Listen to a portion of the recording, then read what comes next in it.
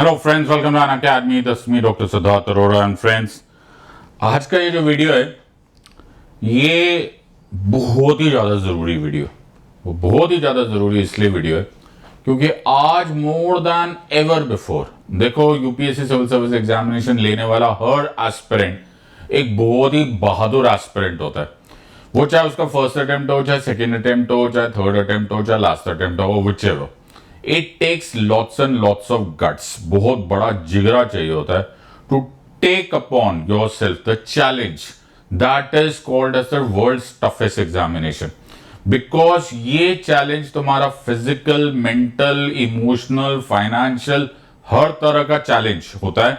और उसके बाद तुम्हें फिर भी ये बात मालूम होता है कि the number of seats as compare to the number of aspirants एक एबिस्मल नंबर है, एक एबिस्मल फ्रैक्शन है जिसको आप सोच भी नहीं सकते हो। लेकिन इसके एंड पर जो रिवॉर्ड है, इसके एंड पे जो सेटिस्फैक्शन है, उसके लिए हमारे एस्पिरेंट फ्रेंड्स इतनी टफ एग्जाम को मेक श्योर करते हैं कि यार हम पूरा पूरा जूझ जाए। और फिर किसी का पास होना होता है, किसी का फेल होना होता है। That is acceptable. एक बार तुमने जिंदगी की ये जद्दोजहद ढंग से लड़ ली तो फिर तुम लोग एक्सेप्ट कर लेते हो, यार कोई बात नहीं, रिजल्ट अच्छा आया, बहुत अच्छा। और नहीं भी आता है तो तुम नोटिस करते हो कि जिसका भी रिजल्ट अच्छा आता है सब लोग उसको कॉन्ग्रेचुलेट करते हैं, चाहे वो ट्विटर पे हो, चाहे अगर आप पर्सनली भी मिलो। लेकिन आज एक बहुत अलग दिन है। यूपीएससी सिविल सर्विस एग्जामिनेशन 2023 जो भी कुछ ही दिनों पहले हुआ, एक बहुत ही टफ एग्जाम आया। और वो इतना टफ एग्जाम आया जिसकी हमको उम्मीद नहीं थी। तो हम लोगों ने इसका एनालिसिस किया on Unacademy and it was amongst, जो मैं है सब बोलता हूं ऐसा सच्ची है, which is amongst the toughest examination जो हमने देखी in terms of our history. जो हम लोग आमतौर पर एनालिसिस करते तो तुम्हारे सामने पॉलिटी का क्या स्कोर है। और पहली बार कुछ इस तरह से हुआ कि तो ग्रीन जो वाला आपको कॉलम दिखाई दे रहा है, विच इज द पार्ट जिस is 13 questions of IR, suddenly पूरा का पूरा पॉलिटी टफ रेंज में आ जाना, बहुत सारे ऐसे क्वेश्चंस आ जाना जिसकी उम्मीद नहीं थी। एंड ये तो मैं पॉलिटी की बात कर रहा हूं। पॉलिटी फिर भी ये बात बोलूंगा, पॉलिटी फिर भी झेलने लायक था। मैंने सुना है, although it is not with in my competence, कि बाकी सब्जेक्ट्स में तो और टफ एग्जामिनेशन हुआ। So the situation here is कि इस टाइम पर बहुतों का दिल टूट जाता है, बिल्कुल। और बहुत लोगों को यह लगने लगता है यार क्या करें। जब कंफ्यूजन होती है ना तो ब्रेवरी खत्म हो जाती है, करेज खत्म हो जाती है। मेरी बात हमेशा याद रखना, जो ब्रेव आदमी होता है ना, जो बहादुर होता है, वो डायरेक्ट आने वाली मुसीबतों से नहीं डरता, वो सिर्फ कंफ्यूजन से डरता है, जब उसको यही नहीं समझ में आ रहा होता कि करना क्या है। और इसीलिए आज जो मैं ये छोटा सा वीडियो बना रहा हूं, मैं अपने सब एस्पिरेंट फ्रेंड्स को जगाना चाहता हूं। एंड व्हेन आई से माय एस्पिरेंट फ्रेंड्स, मैं यहां पे सिर्फ अनअकैडमी के स्टूडेंट्स को नहीं, उन सबको भी जो इस वीडियो को वॉच करे, जो शायद हमारे स्टूडेंट्स नहीं हैं, जिन्होंने शायद मुझसे ना भी पढ़ा हो, मैं उन सबको जगाना चाहता हूं कि मे बी एग्जामिनर हमसे कुछ और एक्सपेक्ट कर रहा है। So the right time is to wake yourself up now. इस मुसीबत की घड़ी में, इस कंफ्यूजन की घड़ी में जो खड़ा हो गया उसके लिए आगे ग्लोरी है, और जो यहां पर ढह गया उसके लिए जीवन का ये बहुत ही स्वर्णिम अवसर, बहुत ही गोल्डन अपॉर्चुनिटी खत्म हो जाएगी। So I am doctor Siddharth Arora. Unacademy में लोग मुझे सिड लाइव मेरे रेफरल कोड के नाम से जानते हैं। आज का मेरा ये वीडियो तुम्हारे लिए एक वेकअप अलार्म और एक रीस्ट्रैटेजाइजेशन का वीडियो है। और ये केवल एक इंट्रोडक्शन है जिसमें मैं स्ट्रैटेजी, जिसको ये वर्ड काफी बदनाम हो गया क्योंकि हम लोग स्ट्रैटेजी बोलते हैं तो बहुत सारे लोग बोलते हैं अरे सर आपके पास हर टाइम का स्ट्रैटेजी होता है। कोई 1 साल का बता रहा है, कोई 6 महीने का बता रहा है, कोई 3 महीने का बता रहा है, कोई 15 दिन का बता रहा है, कोई लास्ट रात को क्या करना है। लेकिन अब तुम्हें थोड़ा बहुत तो रियलाइज हो चुका होगा कि यूपीएससी सिविल सर्विस एग्जामिनेशन सच में एक स्ट्रैटेजी बेस्ड एग्जाम है। यस, तुम्हें पढ़ना पड़ेगा, लेकिन क्या पढ़ना पड़ेगा, कैसे पढ़ना पड़ेगा, क्यों छोड़ना है, किस टॉपिक को छोड़ना है, कब पढ़ना है, कब रिवाइज करना है, एवरीथिंग मैटर्स। तो मैंने बहुत सारे एस्पिरेंट फ्रेंड्स से पूछा, क्योंकि I have a huge huge huge number of friends और ह्यूज नंबर ऑफ स्टूडेंट्स जो मुझसे डायरेक्टली पढ़ते, and I am very very proud of each of them. So मैंने हर एक से ये सब क्वेश्चन पूछा, तो मैंने सबसे ये बात पूछी और ज्यादातर लोगों का हाँ ही होगा। तो तुम लोग कमेंट सेक्शन में डालो, अगर मैं तुमसे सवाल पूछूंगा क्या तुमने हार्ड वर्क किया, क्या तुमने मेहनत करी, तो तुम में से मेजॉरिटी लोगों का आंसर होगा yes sir, very very very very very hard work was done. Large amount of hard work was done. Yes is a unanimous answer from all of you. मेरे ख्याल से आप सब लोग आंसर, सर हमने बहुत हार्ड वर्क किया है, और इसका तो मैं भी गवाह हूं, क्योंकि आखिरी दिन तक मैं स्पेशल क्लासेस लेकर आ रहा था और भर भर के उसकी पार्टिसिपेशन थी। एट टाइम्स 1000, 2000, 3000 लाइव लर्नर्स आ रहे थे।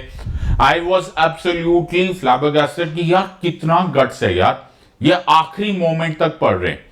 सो although I am again saying, and let me be very very honest on this part, जहां मैं यूपीएससी को इस टाइम पर एक नया चैलेंज के फॉर्म में देख रहा हूं, मैं फिर भी बोल रहा हूं they were not that ruthless at least in polity. और ये मैं भी मानता हूं और मेरे फ्रेंड्स, मेरे स्टूडेंट्स भी मानते हैं कि it was a doable paper, और उन लोगों ने 50% के ऑफ, 60% के ऑफ तो उन्होंने कर लिया। Yes, there is an ambiguity in 3-4 questions जिसका कोई सॉल्यूशन मिल नहीं रहा है, या मिलेगा भी तो आंसर की में मिलेगा, बट फिर भी इट वाज ओके, डिसेंट, कुछ तो किया जा सकता था। हैविंग सेड सो, इस क्वेश्चन का आंसर आप सब लोगों का यस होगा। प्लीज मेक श्योर कि आप इसको कमेंट्स में डालो, कम से कम ईमानदारी से पहला एक क्वेश्चन तो यहां तो हो जाएगा। फिर मैंने दूसरा क्वेश्चन सबसे पूछा, क्या आप लोगों ने जो भी अवेलेबल रिसोर्सेस थे, वॉटेवर रिसोर्सेस है, कोई ऑफलाइन पढ़ रहा था, कोई ऑनलाइन पढ़ रहा था, किसी के पास कहां का पीडीएफ था, कोई इंटरनेट था, या वॉटेवर यू हैड, क्या आपने सारे वो रिसोर्सेस यूज किए? Large overwhelming majority said yes, हाँ सर हमने इसको भी पक्का किया था, हमने न्यूज़पेपर्स देखे, हमने यूट्यूब वीडियोस देखे, हमने पीडीएफ डाउनलोड किए हुए थे, गीगाबाइट्स ऑफ पीडीएफ थे, हमने प्रीवियस ईयर क्वेश्चंस किए, हमने मल्टीपल चॉइस क्वेश्चन इधर से लाए उधर से लाए, टेस्ट सीरीज किया, सब कुछ किया, एनसीईआरटी भी पढ़ लिया, एडवांस लेवल भी पढ़ा, सब कुछ पढ़ा था। व्हाटएवर उस टाइम पर तुम्हारी एबिलिटी, कैपेसिटी और टाइम अवेलेबिलिटी ऑब्वियसली, और ऑब्वियसली ये भी तो होता है ना यार, हर एक रिसोर्स नहीं मानेगा ना, किसी को लगेगा यार ये पीडीएफ बेटर है, कोई बोलेगा दूसरा पीडीएफ बेटर है, कोई बोलेगा एनसीईआरटी की ओल्ड एनसीईआरटी बेटर है, कोई बोलेगा न्यू एनसीईआरटी बेटर है। ये झगड़ा तो खत्म होना नहीं। सो द सिचुएशन है कि इसका भी एक ओवरवेलमिंग मेजॉरिटी लोगों ने हाँ बोला। आखिर में आते आते बहुत सारे लोगों को यह भी लगने लग गया कि तुम लोग सुपर पावर्स है। ये जवाब जरूर देना। I am very very happy if you are able to answer this question. Yes, so we thought we had super powers. Yes, क्योंकि इस टाइम पर बहुत सारे लोग प्रेडिक्शन पे आ जाते हैं, यही आएगा, ये नहीं आएगा, ये कर लूंगा, मैं रात भर पढ़ लूंगा, या फिर मैं आखिरी कुछ दिनों में लक्ष्मीकांत रिवाइज कर लूंगा, या मैं करंट अफेयर्स को ऐसा मैंने तो देखा हुआ है अखबार सारी की सारी, पक्का देख लूंगा। क्या ये तुम में से बहुत सारे लोगों के मन में था? And vast majority yes he आता है। यस, डरे होते हो, लेकिन तुमको ऐसा लगता है वर्ल्ड के टफेस्ट एग्जाम है तो क्या हुआ, कर तो मैं लूंगा या लूंगी for the case of that भी। ये तीनों थे, और मैं इनमें से तीनों में किसी में जज नहीं कर रहा हूं। आई एम एब्सोल्युटली एग्री, जब आदमी हार्ड वर्क करता है तो उसको सुपर पावर्स नहीं भी आते तो उसको लगते हैं। इन अ वे मैं चाहता भी हूं कि तुम्हें लगे, बिकॉज कहते हैं ना, when the competition is too severe then you have to really, competition in the tenth terms, not तुम्हारे और तुम्हारे बाजू वाले का, but with an exam of the calibre of UPSC, तो तुमको जरूर ये लगता है और लगना भी चाहिए कि यार है हमें यार कुछ तो बात है, सुपरमैन सुपर वुमन है, तभी हम इस वर्ल्ड के सो कॉल्ड टफेस्ट एग्जामिनेशन जिसका कोई सिलेबस भी नहीं है उसको हम हरा देंगे। लेकिन ये तीनों चीजें होने के बाद am I happy with my UPSC prelims 2023 performance? इसका ओवरवेलमिंग आंसर नो है। देखो, मैं फिर यहां पे गलत लैंग्वेज नहीं, देखो मैंने ये नहीं बोला तुम पास हो रहे हो या फेल हो रहे हो, ये किसी को नहीं पता, अभी तक किसी को नहीं पता, अभी तक किसी को कट ऑफ भी नहीं मालूम है, जो भी कट ऑफ बोल रहा है वो उसको भी पता नहीं, अभी तक किसी को आंसर की भी नहीं पता है। Right, due process of law वाला क्वेश्चन, फेयर एप्लीकेशन है कि ड्यू प्रोसेस ऑफ लॉ हो। मैं एक लॉयर हूं practising in the highest court of India, उसको कंफ्यूजन हो रहा है कि क्योंकि वो इतना क्लोज लाइन में बोला हुआ है कि आप उस पर कोर्ट में जाके जिरह कर सकते हो, you can actually go and argue in the court, और उसमें भी वो शेड ऑफ ग्रे है। मुझे नहीं लगता कि यूपीएससी इतना क्लोज बाय, वो भी इतने high level of constitutional questions को आज तक उन्होंने ऐसा किया है। इन एनीवेज, मेरे पास बहुत टाइम था, मेरे पास बहुत फुर्सत थी, मेरे पास घंटों थे, मैं आराम से आंसर की निकाल सकता था। मैंने ये सब्जेक्ट इतने बार पढ़ा है, इतने बार पढ़ाया है, और मेरे पास एक वास्ट एक्सपीरियंस का एडवांटेज था। प्लस मेरी एग्जाम थी नहीं, मेरा स्ट्रेस लेवल था नहीं, मुझे एयर कंडीशन रूम में एक आंसर की निकालना था। उसके बाद भी मेरे पास गूगल था, मेरे पास बुक्स थी, मैं खोल के मनेका गांधी जजमेंट निकाला, उसका स्क्रीनशॉट लोगों को शेयर किया, मेरा आंसर ये है। और उसके बाद भी मैंने एक आंसर ए निकाला, जिसके बाद भी मुझे थोड़ी कंफ्यूजन है, और तुमको वो 60 सेकेंड्स में आंसर देना था। एग्जामिनेशन प्रेशर में, तुम्हारी उम्र में, जब तुमने Maneka Gandhi case word by word नहीं पढ़ा है, ना तुम कॉन्स्टिट्यूशनल लॉयर हो, और polity is just one amongst the several subjects जो तुमको पढ़ने। तो सलाम है तुम्हारी हिम्मत को, एब्सोल्युटली एक्सेप्टेबल, बड़े बड़े धराशायी होंगे। And in other words, am I happy with my UPSC CSC prelims 2023 performance? मैंने तो नहीं सुना इस बार किसी ने भी मेरे को स्माइल के साथ ये आंसर दिया। तो गड़बड़ क्या हुई है? गड़बड़ ये हुई है माय फ्रेंड्स कि यूपीएससी ने एग्जाम का पैटर्न ही चेंज कर दिया पूरी तरह से, which is not a surprise, ये तुम्हें पता चल गया। और जब एग्जामिनेशन, और इनको मना तो है नहीं, because they are the constitutional authority, उनका काम है टू क्रिएट दिस एग्जामिनेशन, उन्होंने ये ट्रेंड पूरी तरह से, it was just come change हो रहा था, लेकिन इतनी पूरी तरह से हेड ओवर हील्स होगा, nobody took upon themselves, and that is the reason we need to reconnect. Yes, we need to reconnect. इसको कहते हैं पल्स, इसको कहते हैं नब्ज पे दोबारा हाथ रखना। सो जब आप पल्स दोबारा लेने की कोशिश करते हो, जैसे कहते हैं ना स्टॉक मार्केट में जब 1992 का स्कैम हुआ था, तो जो भी एग्जिस्टिंग कंडीशंस थी वो परमानेंटली चेंज हो गई, फिर एक नई दुनिया आई, फिर उसके बाद फिर से एक मार्केट बबल आता है, फिर फूटता है, वो जो पुराना पास्ट वाला रूल्स एंड रेगुलेशंस होते हैं ना, वो खत्म हो जाते हैं। आइस एज से पहले डायनासोर्स डोमिनेट कर रहे थे, फिर आइस एज आई, अपेरेंटली ऐसा, जितना in my limited understanding of the so called world pre historic times, फिर उसके बाद डायनासोर थोड़ा रूल करेंगे, फिर हम रूल करेंगे, and so on and so fourth. ये दुनिया जो पहले थी उसको वक्त में याद रखा जाएगा कि एक 2023 भी हुआ करता था। सो होता है ना, हिस्ट्री होता है ना, होता है ना, द लैंड, कहते हैं ना, the world pre Covid and post Covid हमेशा के लिए बदल गया, वैसे pre internet and post internet world हमेशा के लिए बदल गया। शायद ये एक वाटरशेड ईयर होगा इन यूपीएससी सीएससी एग्जामिनेशन, कि ये रूल्स जो एग्जिस्टिंग रूल्स है, जिस तरह से हम पढ़ते थे, पढ़ना आज भी है। मेहनत इंटरनेट के पहले से भी करनी होती थी, बाद में भी करनी होती थी। दुनिया की इकोनॉमी एंड दुनिया की जियो स्ट्रैटेजिक रियलिटी प्री कोविड भी अलग होती थी, और तब भी मेहनत करनी होती थी, अब भी करनी होती है, लेकिन अप्रोच चेंज होना पड़ेगा। वैसे शायद 2023 का यूपीएससी एग्जामिनेशन आप लोगों के लिए एक वाटरशेड ईयर होगा, जिसमें मेहनत पहले भी थी, आज भी थी, लेकिन री स्ट्रैटेजी, एक नया तरीके को सोचना पड़ेगा। और ऐसा पहले बार नहीं हुआ है, ये 2013 में भी हुआ है, ये सीसैट के टाइम पे भी हुआ है, it has happened again. But yes, जब जिसको सहा जाता है ना, वही तन को पता चलता है कि ना, जिस तन लागे वही तन जाने, वही वाला सिचुएशन है। तो हमको ये अभी अभी पता चला है, इसलिए हमारे लिए ये एक अर्जेंट सिचुएशन होकर बन गई है।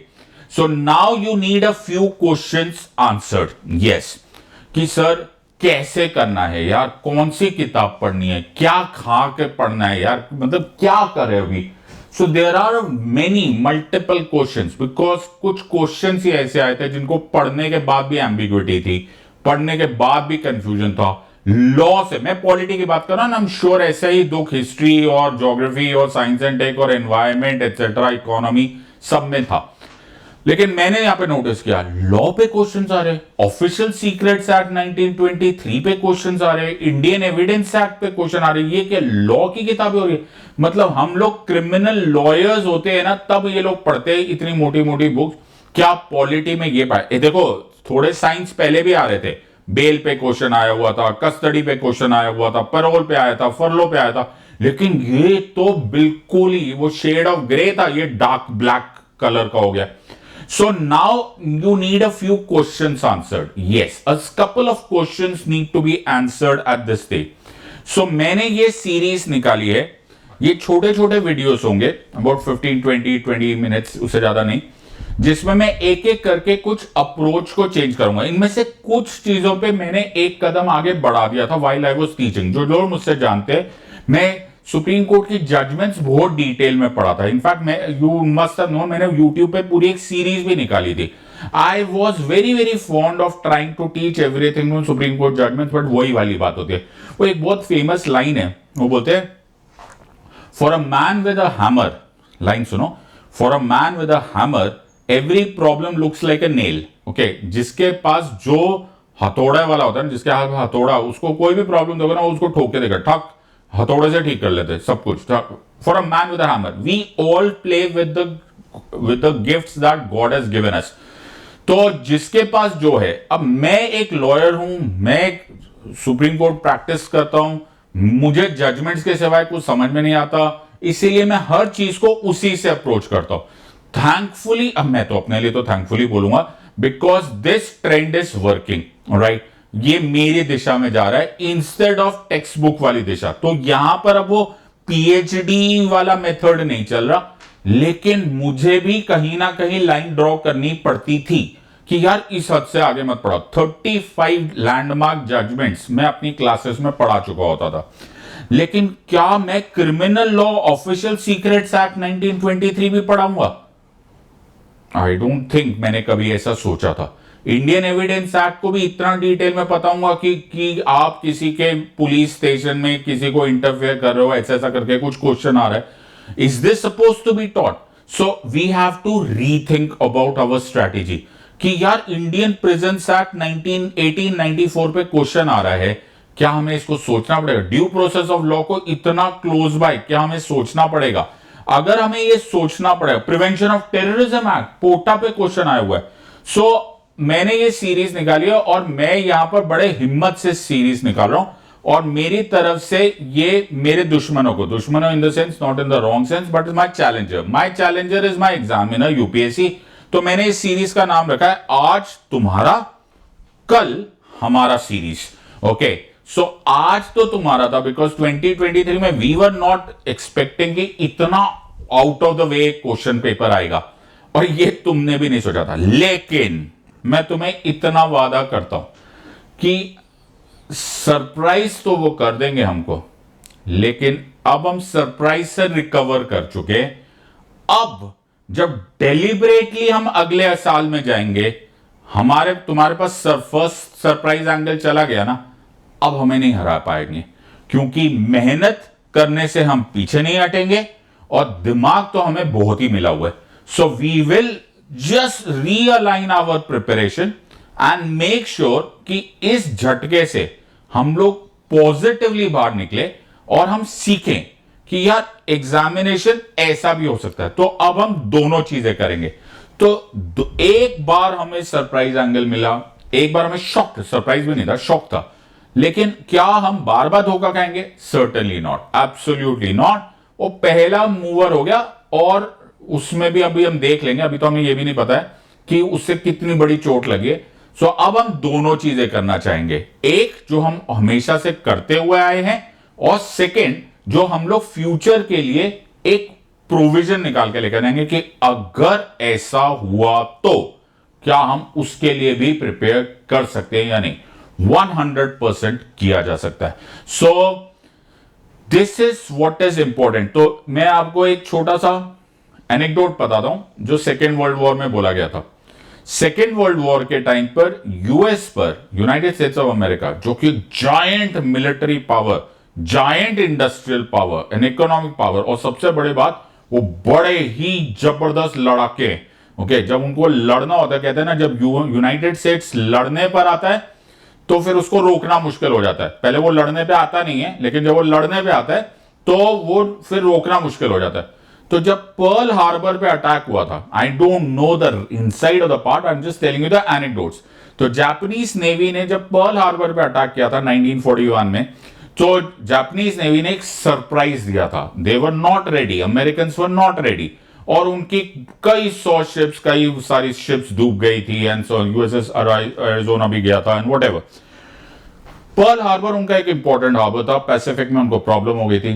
तो जब जापानीज इंपीरियल नेवी ने ये किया था, और जब उनके एडमिरल को कंग्रेचुलेट किया गया, तो बोला कि wow, it was a great victory, great victory. तो उस एडमिरल ने अपने कमांडर्स को यह बात बोली थी, I don't think I deserve congratulations, मुझे नहीं लगता मुझे कंग्रेचुलेट करना चाहिए, क्योंकि मैंने उस सरप्राइज में उसको चोट तो दे दी है, but I am afraid that I have just woken up a sleeping dragon. अब ये उठेंगे और जिस तेजी से ये लोग आएंगे ना, और ये सब कुछ उखाड़ देंगे। यही तुम्हारी मेंटालिटी होनी चाहिए। ये exam 2023 has just woken up a sleeping dragon. तुम अभी जितने कंसंट्रेशन से पढ़ रहे थे उससे डबल से पढ़ोगे। तुम्हारे अंदर जो वो मेजर वेस्टिजेस होंगे, जो रेमनेंट्स ऑफ पावर है ना, वो बाहर आएगी, and I am very very sure of this part. So let's join hands now, let us join hands, let us together take on this challenge, और खड़े होकर बोलो कि यस आई विल विन, और वो स्पिरिट से बोलना कि मेक श्योर कि पिछले बार उसकी जो मर्जी सरप्राइज हुआ, अगली बार सरप्राइज अगर आ भी जाए तो भी वो सरप्राइज ना लगे, because you are ready for it. So एक शायर ने बहुत अच्छी लाइन बोली है, which is a very important tag line, जो मेरे लाइफ में बड़ा इंपॉर्टेंट है, जो मैं हमेशा सबको बोलता हूं कि गिरते हैं मैदान जंग में शहसवार ही। जो खड़ा होता है ना, जो अपनी नेक आउट करता है, जो लड़ने के लिए रेडी होता है, वो ही तो हारेगा ना। गिरते हैं मैदान जंग में शहसवार ही, वो तिफ्ल, वो बच्चा, वो तिफ्ल क्या गिरे जो घुटनों के बल चले।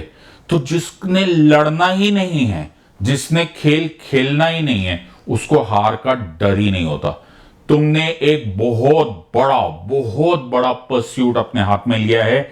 I am sure, I am 100% sure that you will come out of it with flying colours.